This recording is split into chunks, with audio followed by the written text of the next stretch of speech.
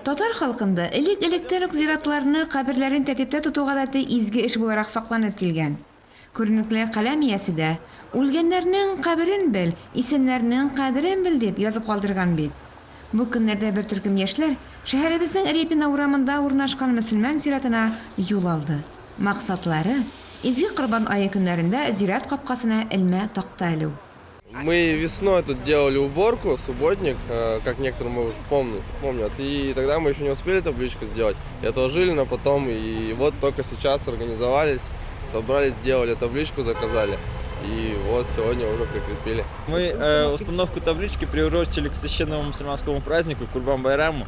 Как известно, 3 дня идет, кстати, пользуясь случаем, поздравляю всех мусульман Екатеринбурга, Свердловской области с этим священным праздником.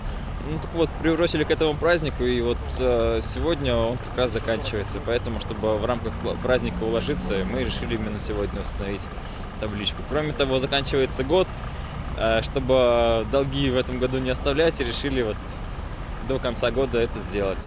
Әйе, моңа кадәр кайберләребез яшел койма артында, мабаларыбызның каберләре ятканын бәлкем белмәгәннәрдер дә. Ә бүген шәһәребездә оешкан һәм уңышлы гына эшләп килүче яшен оешмасы яшьләре ерактан узган барган кеше күзенә күренеп, бу изге урынны дәлилләп торсын дип, Коръән Кәримдәге хадис юллары белән язылган элмә такта беркетеп куйдылар.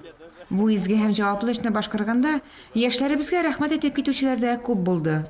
Алар бит бу гамәлне үткәнгә битараф калмыйча, ихлас күңелләреннән башкаралар.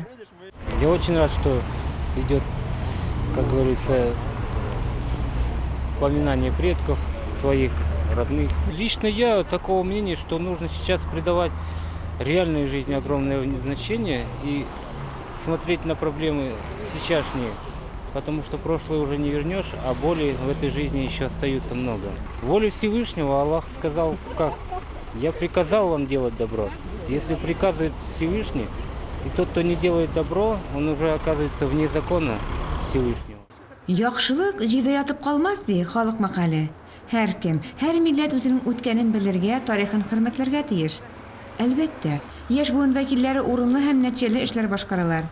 Милли җанлы яшь егет һәм кызларның кылган гамәлләрен күреп, киләчәгебез өметле дип горурланып әйтә алабыз. Дөрес, татарлыгыбызны менә шулай күкәм яктан яктыртып яшәсеннәр иде яшьләребез. Күңелләрендә бер үк милли рух сүнмәсен дигән теләктә калыгызлар.